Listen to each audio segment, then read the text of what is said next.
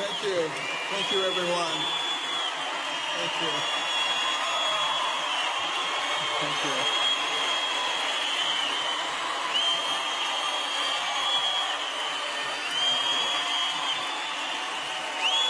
Thank you so much. Thank you. Thank you. All right. Don't eat up my time. Thank you. I want to thank you all for that very warm welcome. I have to start out by saying one very important thing. I'm not politically correct. And I hate political correctness because it's antithetical to the founding principles of this country. And the secular progressives use it to make people sit down and shut up while they change everything. It's time for us to stand up and shout out about what we believe in.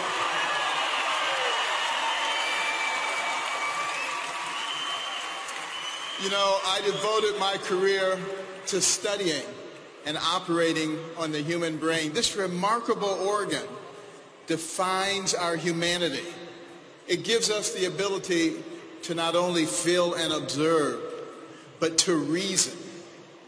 When we elect a president, we need to use that power of reasoning to look at their history, their character, what kind of people they really are. It makes all the difference in the world for us.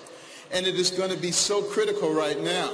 We must resist the temptation to take the easy way out and to passively accept what is fed to us by the politically elite and the media, because they don't know what they're talking about, but they have an agenda. Now, we must also be weary of the narrative that's being advanced by some in our own party. The notion that a Hillary Clinton administration wouldn't be that bad, the effects would only be temporary.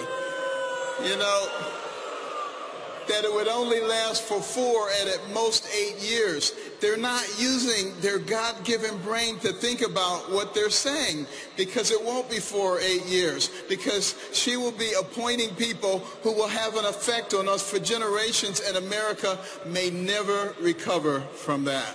That's what we have to be thinking about.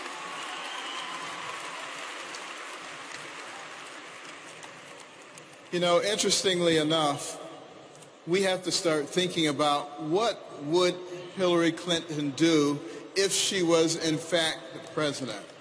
She would appoint Supreme Court justices, she would appoint federal judges, and that would have a deleterious effect on what happens for generations to come.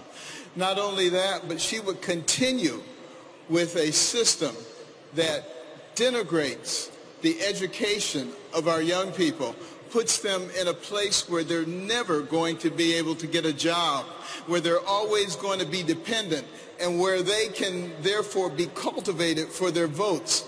This is not what America is all about, this kind of deception. And this is what we, the people, have the necessary obligation to fight.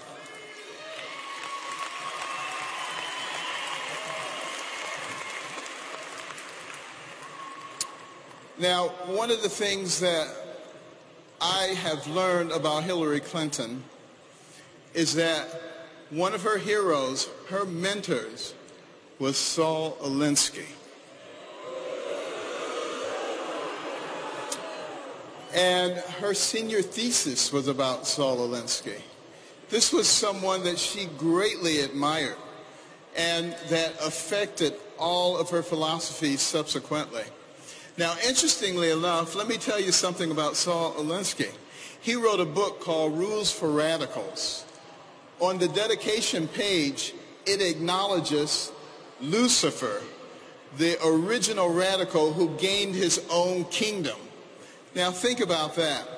This is a nation where our founding document, the Declaration of Independence, talks about certain inalienable rights that come from our Creator. This is a nation where our Pledge of Allegiance says we are one nation under God. This is a nation This is a nation where every coin in our pocket and every bill in our wallet says, "In God we trust." So are we willing to elect someone as president who has as their role model somebody who acknowledges Lucifer? Think about that.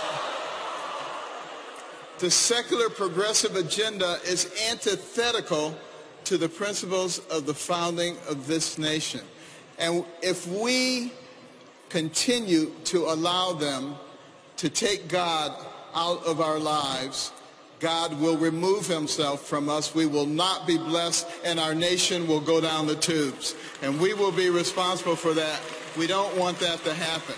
Now, Donald Trump, he understands this very well. He understands that the blessings of this nation come with the responsibility to ensure that they are available to all, not just the privileged few.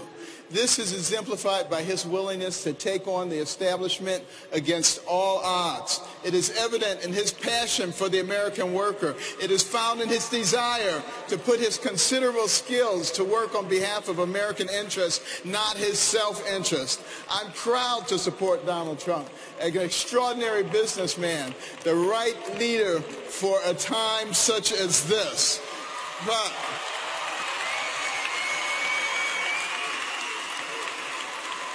But you know what? It is not about Donald Trump. It is not about me.